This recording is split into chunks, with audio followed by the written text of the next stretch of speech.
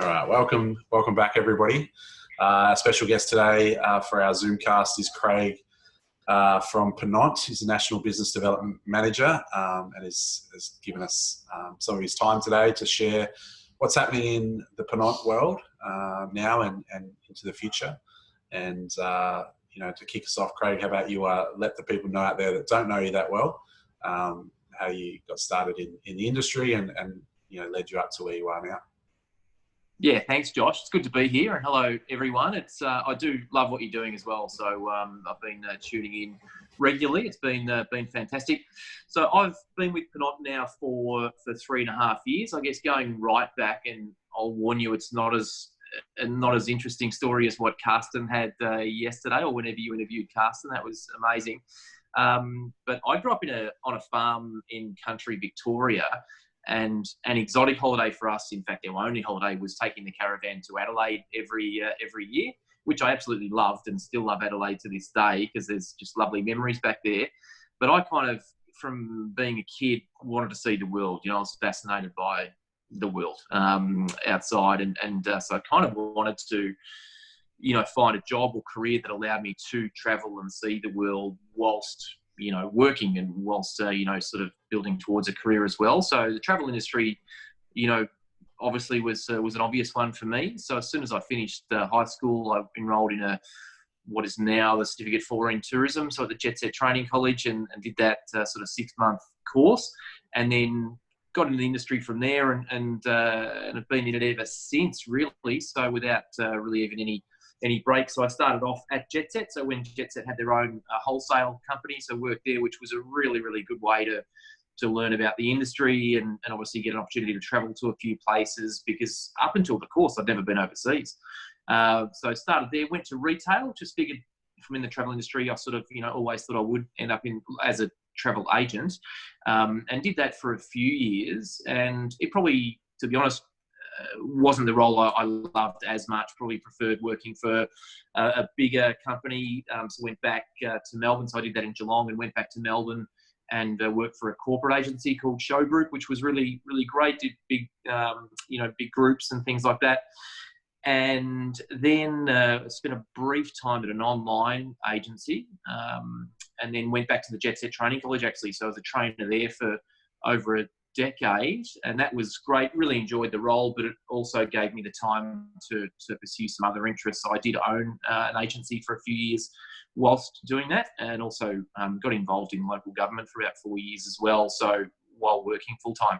And then, even though I loved that role, kind of missed the industry after that length of time. So it's one thing to be kind of talking about the travel industry to students all day, but I missed it. So I went into sales then. So I worked for Scenic, then Silversea, and as I said, that brought me to Ponant about 3.5 years ago.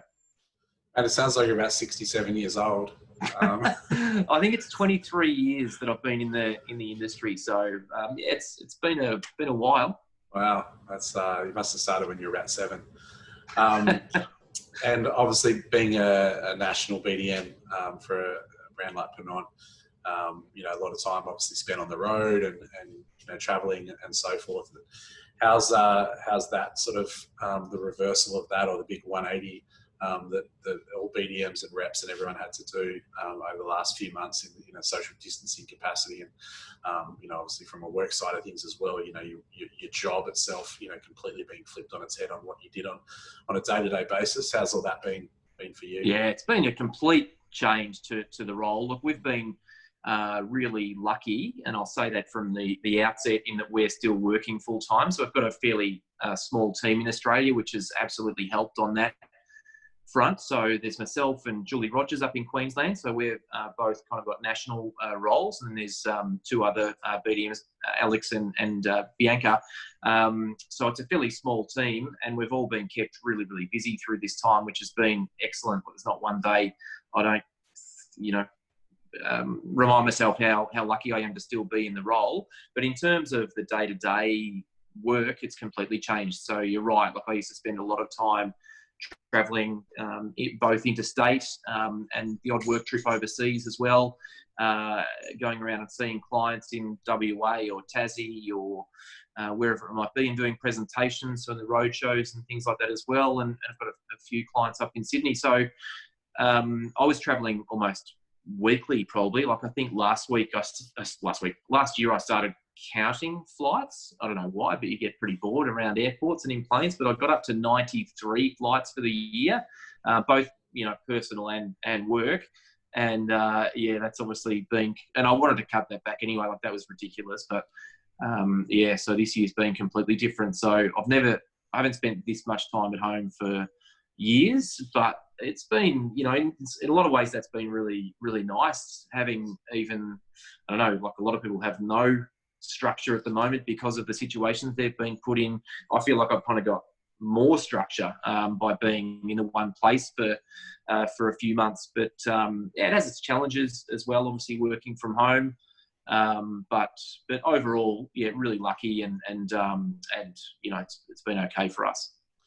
And what's Ponant working on right now? Obviously going through, like everybody, cancellations and redeployments and so forth. Outside of that, obviously you can touch on what that looks like and policies and so forth if you want. And then obviously from that, if there is any other downtime that you have, what's kind of from a Ponant point of view, what are you guys working on towards for the other side? Yeah, so you're right. The majority of what we're doing or have been doing is troubleshooting, so cancellations and things like that. So we have been calling agents as there've been cancelled cruises and things like that. So that's been keeping us pretty busy. We feel like hopefully that's coming towards the end a little bit as we look a few months time. We look a lot different now to what we did even a month ago. So hopefully that eases up a little bit. But having said that, there'll still be, even when we're virus free in Australia, or certainly on top of it, which we're looking like doing, there'll still be some issues that arise because people can't get to the ship or for the cruise they had booked or whatever. So a lot of it's troubleshooting. What else have we been doing? Working through redeployments at the moment. So in a way, the cruise industry has been the poster child of COVID-19. So everyone's sort of thought, man, what a terrible. And when out on the golf course, what do you do? Oh, I'm in the cruise industry. People think, oh, wow, that's a terrible industry to be in. In a way, it's not that bad because our inventory can be moved. So cruising, certainly in the short term, is going to become more of a regional proposition, we think, as people can't fly to certain areas of the world, or at the moment any other part of the world. So our inventory can be moved. So we're in a fortunate position where we've got 9 small expedition ships in the water at the moment. Another one's coming soon. And so we can actually cater for that regional trend, if you like. So we can position them in our key markets and have some local offerings for people. So that's something we're really excited about. We've got one ship in Noumea at the moment and another one over in Tahiti. So we've got 2 fairly close by. So once we get the green light to operate in Australian waters, and that's, as I said, looking more positive than it was a month ago, then we're going to have some really exciting stuff to offer the travel agents and the travellers out there, we think. So we hope, there's a lot of water to go under the bridge first, but it's looking pretty positive, to be honest. And the other things we've been working on, that was a long answer to your question, which didn't actually address the question. Another thing we've been working on, so our team's been really good actually at kind of setting projects for all of us. So when the downtime does occur, if there's a quiet day, we've got projects to work on every day. So a big part of that's been the Clear course, the Ponant course, which you've promoted, and thank you. So we've opened that up to every consultant in the Asia Pacific area. So traditionally you've got to be a Clear member to do those courses on there, but that's been opened up to everyone. So, and that I basically had to redo the whole thing because there's been a lot of changes since we initially implemented it. And all of us have got different projects to work on. So whether it's a project on Antarctica, for example, or one that I'm working on is Commandant Charcot, which is our new ship that launches next year. So when we have a project like that, we look at it in a really holistic way. So we like to put together a PowerPoint presentation that we can use to educate the trade, a webinar, a competitor analysis to see who offers, similar itineraries, pricing analysis. So those sorts of projects, we've got plenty of those that are kind of ongoing. But through this period, we have had a bit more time to work on some of those as well. And I think I'm just speaking for myself, but I assume other people are thinking it as well. Yes, we have seen the cruise industry take a massive hit. And, there's a lot of chatter out there and a lot of media and so forth. But I think, at least internally in the industry, I think there's a light at the end of the tunnel in regards to the small ship space and the expedition space, because we know that you guys are in a smaller space, could probably adapt or pivot or get yourselves ready and I guess up to date with whatever's needed to be done to start operating again. How do you see that, as an advantage, I guess, for Ponant and other companies like yourselves?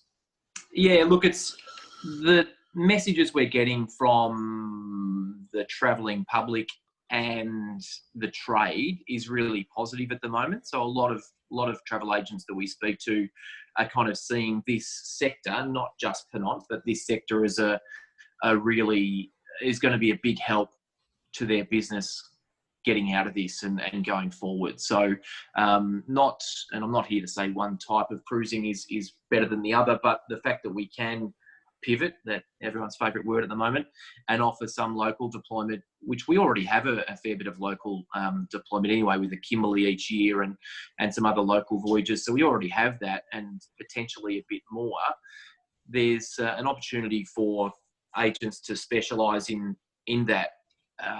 And the good thing is, from an agent's point of view, there's a lot of good things actually, but it's a specialised area still. It's a pretty niche area. So it is something that the travelling public, you want to book that through an agent, which is shown by us anyway. Like 80% of our bookings come from the trade. So it's not something that people are willing to, in most cases, ring up a 1300 number after seeing an ad in the paper and put down a $10,000 deposit or whatever it might be. You want a trusted travel advisor to help you with that process, because it's a big investment, whether it's Antarctica or a Kimberley cruise. Like it's a specialised product. So if agents can get trained up and be confident selling the product, then it's going to be a big help to them in the future. And also, it's pretty lucrative. You talk about those bare numbers, the 10 grand or whatever it might be to Antarctica or the Kimberley, but any sort of all-inclusive product, whether it's a river cruise or an expedition cruise, I know it's been said 1,000 times before, but if you send someone to Bora Bora to, say, an overwater bungalow, and that honeymoon couple or whoever it is orders a $300 bottle of champagne, the agents are not going to be sent a $30 check for the commission for that champagne. Whereas on an all-inclusive product like us, you're getting commission on every Zodiac tour that they do off the ship, every shore excursion, every included, glass or bottle of champagne or beer they have around the pool. So there's, it's a good area to make money in the industry, is what I'm trying to say, in a roundabout sort of way. Yeah.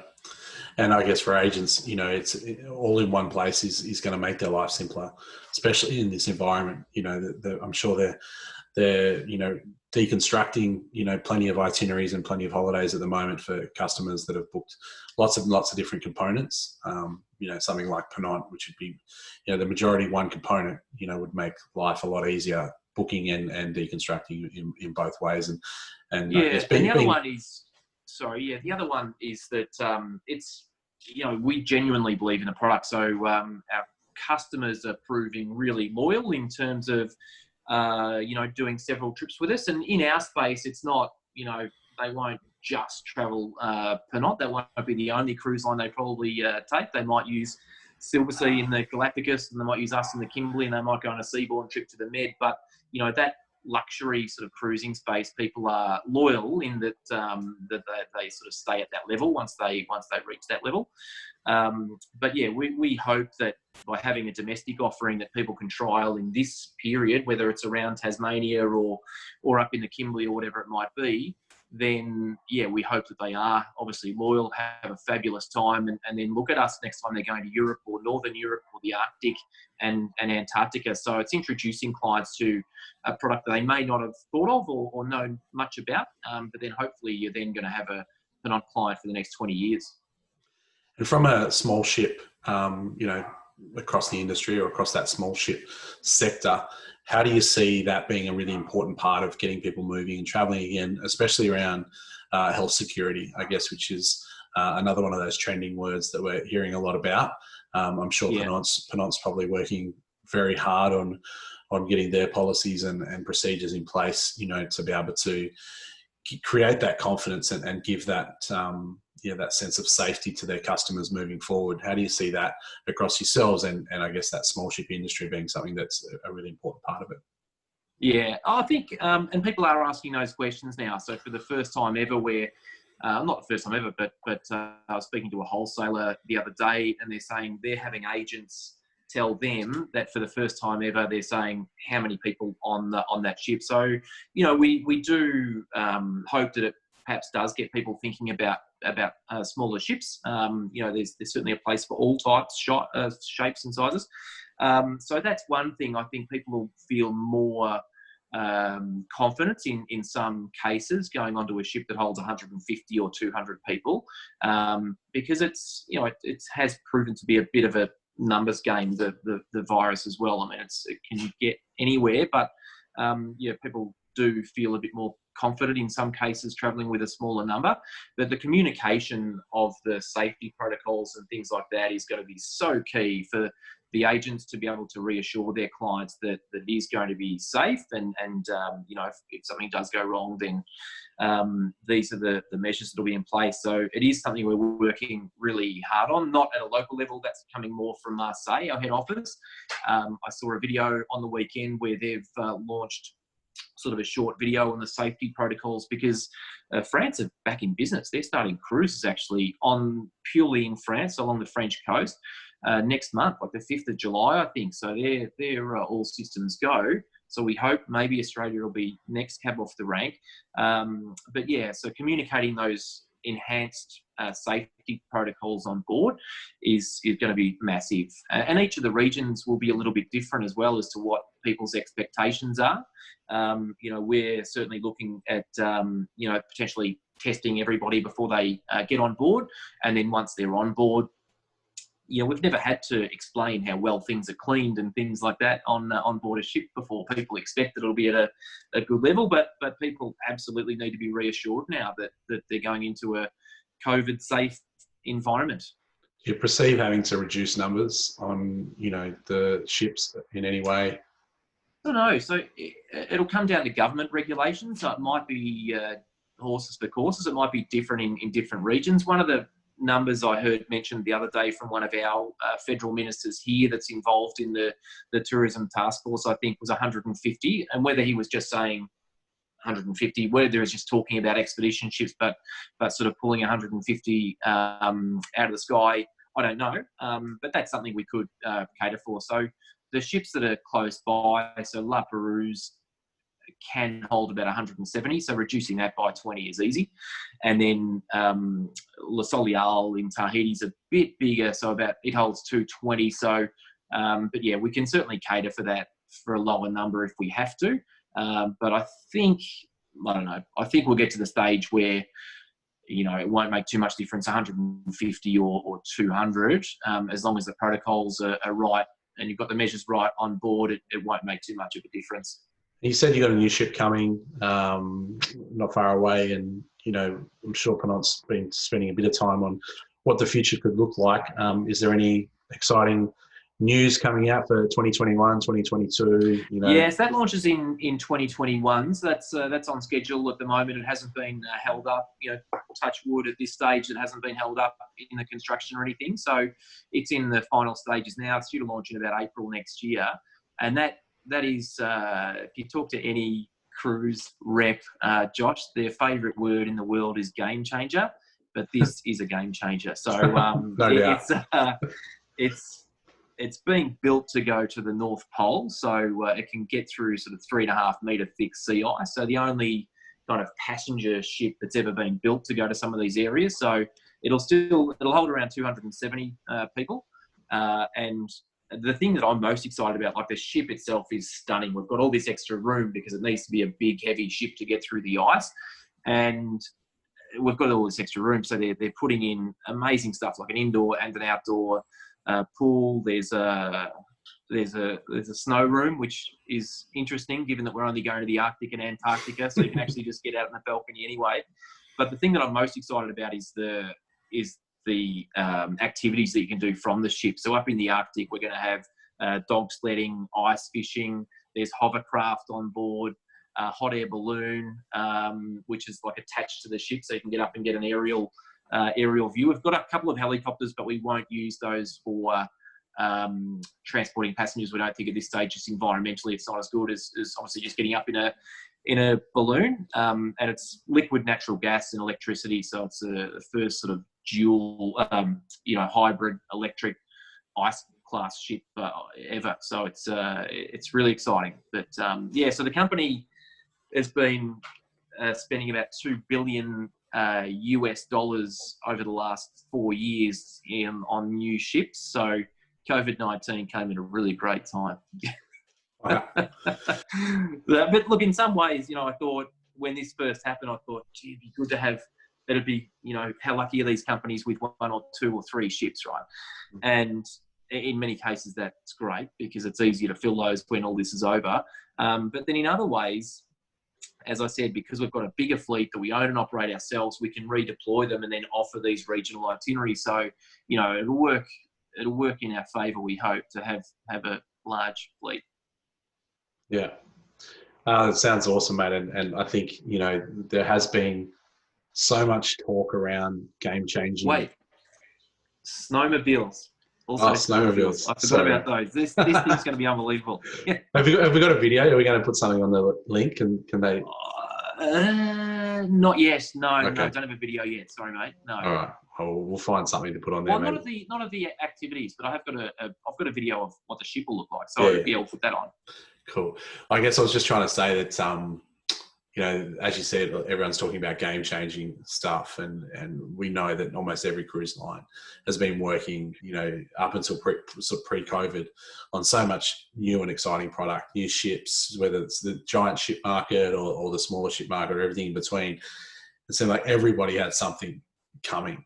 Yeah. And for all of us travel enthusiasts and people that do love cruising in whatever shape or form, we all want to see that stuff still come to fruition, because it's awesome and it's exciting stuff. So, we hope that, the industry stays, on course without the pun, but, it will be cool to see a lot of that stuff come out on the other side. And it will. Look, there'll be some, some have already announced there's delays here and there, but, I think that the general feeling in the whole cruise industry is pretty positive. We did a survey about a week and a half ago of both our actual clients that have travelled with us and then prospective clients as well, just to gauge what people are looking at when they're looking at travelling, if they're looking at travelling or cruising, and the destinations that they're kind of looking at. And the feedback was overwhelmingly positive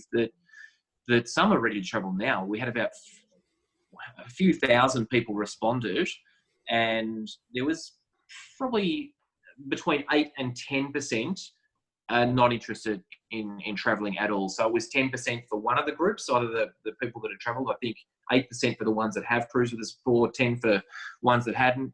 40% were ready to go now. So as soon as they can get on a cruise, they will. And then the other 50% were a bit more hesitant because they're waiting on obviously government regulations and things like that. But we thought that was really positive. And interestingly, so we asked sort of short-term and long-term what destinations they were looking at, and long-term, as in this time next year, the number one destination from both groups was Europe.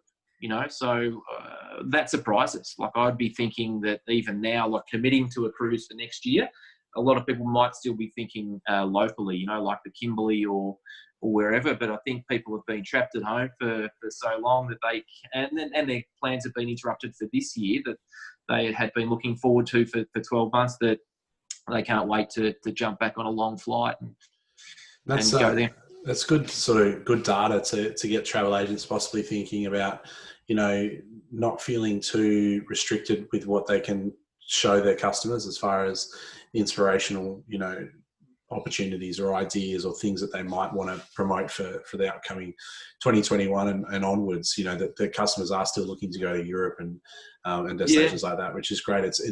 Domestic could be very, very short term, in the interim, and probably ongoing for those small percentage of people that are sitting on the fence or whatnot. But there should still be enough people that wanting to head off and go exploring the way Aussies have always done, and that's to head out to Europe. And mate, one of those or an example of that is last month, our biggest selling destination for new cruises, and there's nowhere near as many new bookings coming in as normal as you'd expect.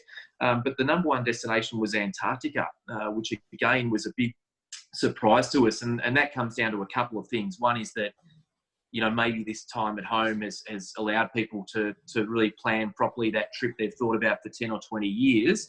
And the other one is you can book Antarctica a long way out. So it's the one destination that we have that you can, book now for late 2021 and 2022. So obviously people have got, real confidence that we'll be well and truly over this situation by then. Yeah, and that's great for the agents and the confidence for them to keep pushing, keep moving forward, and knowing that there's more to, how do I survive with just some domestic bookings when the future could still look promising. And I guess on agents, mate, what from your point of view and from a supplier point of view, we've talked about the online training, but is there anything else that you'd like to sort of give as your own, personal advice to those agents out there of what they could be doing at the moment, or, getting ready for, in this sort of off-season, pre-season sort of period that we're all sitting in? Yeah, look, I've always been big on the training side of things. So using this time to do some courses and things. It doesn't have to be specific to the travel industry or cruise industry either. Like I've done a couple of courses during this time on LinkedIn Learning, which I've found really, really great in terms of just dealing with customers and things, more general things like that. I've found really helpful.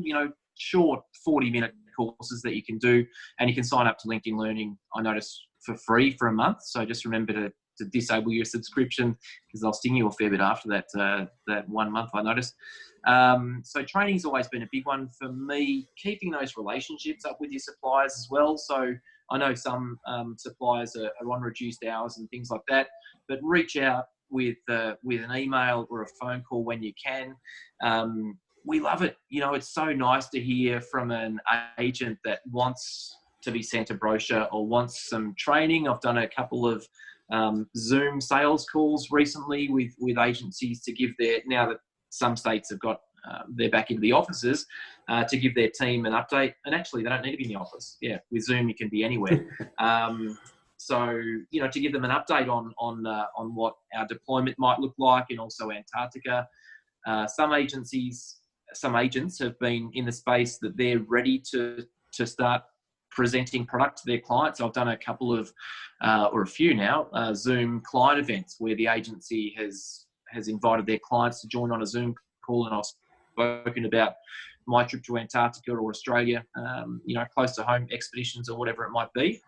So in the short term, start thinking about all of those things. And one thing and actually on the training thing, so since we launched the Clear training, one thing that shouldn't surprise me anymore, but the names that come up that have completed that training are the agents out there that sell a lot. And initially you're surprised, you think, don't they, that person should know it, or you expect they know everything about Ponant.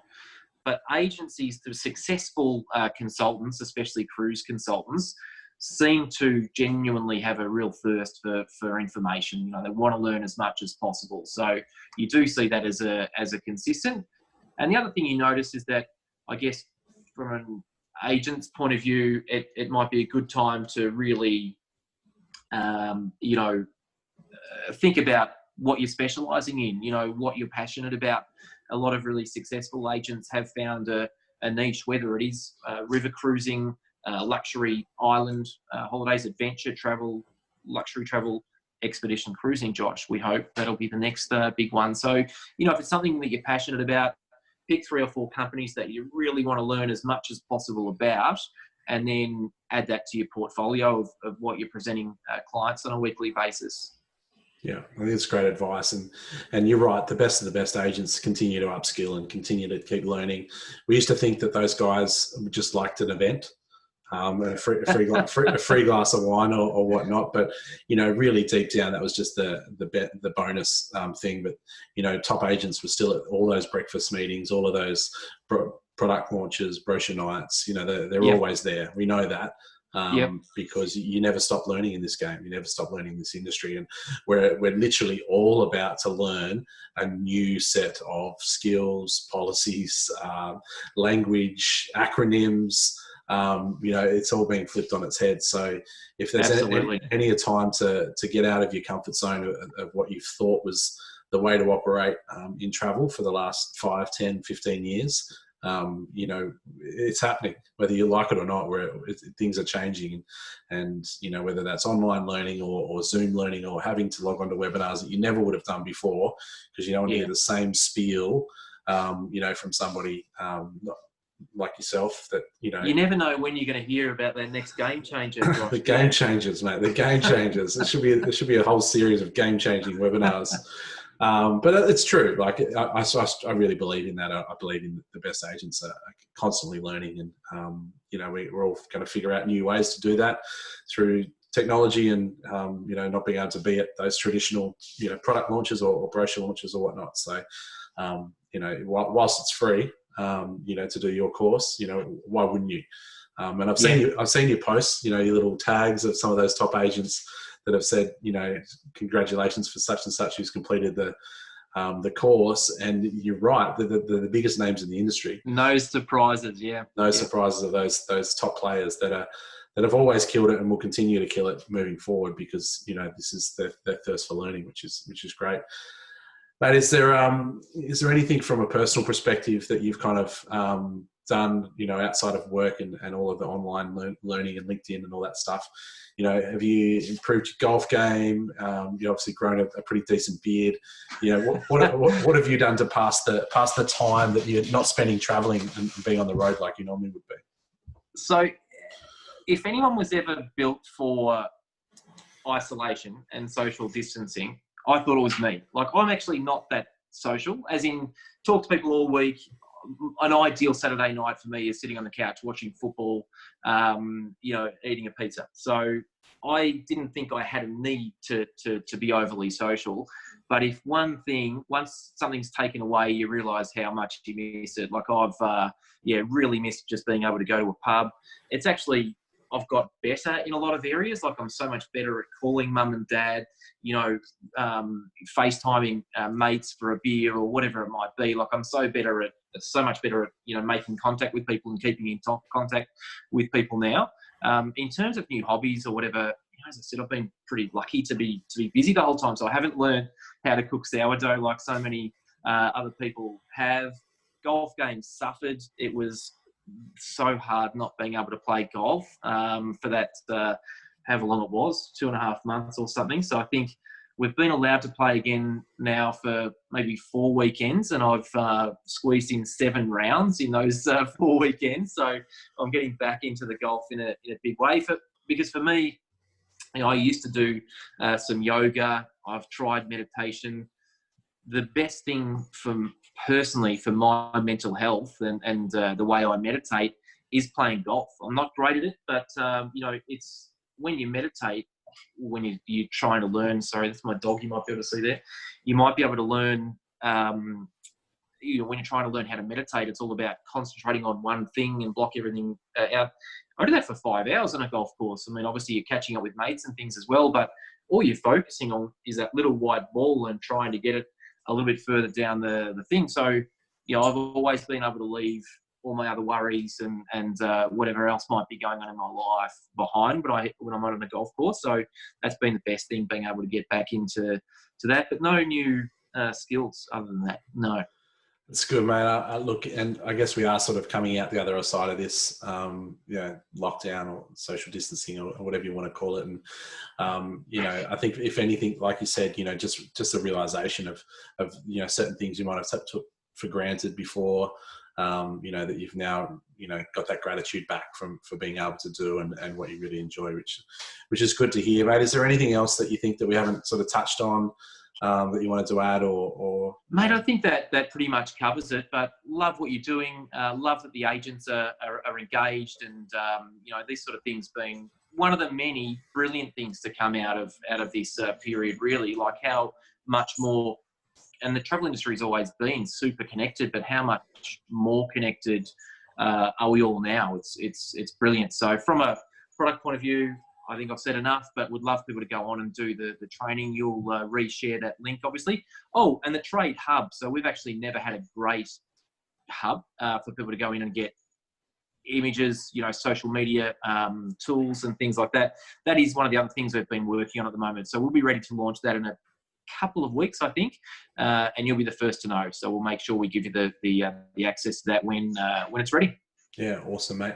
And just quickly before we let you go, any agents out there that you think could add some value, would like to jump on and share their story? Love to nominate a couple. I don't know whether we were supposed to check first before we nominate them, but No. I didn't. So I'd love to nominate Andy Berkner from Platinum Travel Corporation, who's a really good guy, one of the quality blokes in the industry, and his business is very interesting. He's got a good business. It's a mixture of leisure and corporate, and it's not often in the history of our industry that both have been hit at the same time, but obviously the whole industry's been hit, and he's always got some really great ideas about what the future of the industry looks like, so he'll be a really good one to get on for a chat. And the other one, I'm being a bit sexist here, the other one's a guy as well, but the other one is Tim Sherman, who is the owner of Hello World Geelong Central, and he's my travel agent, so I've been using him for many, many years, and again, one of the good guys in the industry, so he'd be a great one to get on and see how his business as a high street travel agency's been affected as well. Awesome, I reckon. Yeah, both should be able to add some pretty good value to the group. So we'll tag them in and see if they can find time to jump on, mate. It's like the 25 push-up challenge. Not everyone you nominate, ends up doing it, but Were you nominated for that? I was about 27 times. Yeah, I've pretended I haven't seen the nomination. The worst thing was that out of all those nominations and the lists and things people were doing, I'm like, oh yeah, I hate getting involved in that sort of stuff. In the back of my mind, I'm like, surely someone will nominate for me for the 10 best photo challenge at some, the travel pics challenge. No one did. That's the only one I would have been interested in doing. Well, watch out for about 74 nominations, mate, from all the travel agents watching now. It's no doubt. Just don't do the push. Don't make me do the push-up thing. I did a 25 push-ups and I recorded it on time lapse so that it went really, really quickly. And then I multiplied it by 25 times. So it took about 30 seconds all up, but it looked like I did 625 push-ups in one go. So I was like, job done. That was it. I said, sorry, I'm not into copy and pasting these things into my thing, and I couldn't commit to 25 days anyway. So I made it look like I did 625 push-ups in one go anyway. So love it. That was my cheat way through it. But mate, thanks for the time. It's great to catch up. Shame could be face to face over a beer, but no doubt, it'll be soon at some point, when we all get together again. And, I can imagine things like Travel League and all those, events are going to be absolute chaos once the industry get together and can actually see each other face to face. I said that to Flick with Terry yesterday, actually. It'll be a big one this year, I think. Yeah, absolutely. All right, mate. Be good. And, look forward to catching up soon. All right. Thanks for your time, Josh. See you, bud. Bye.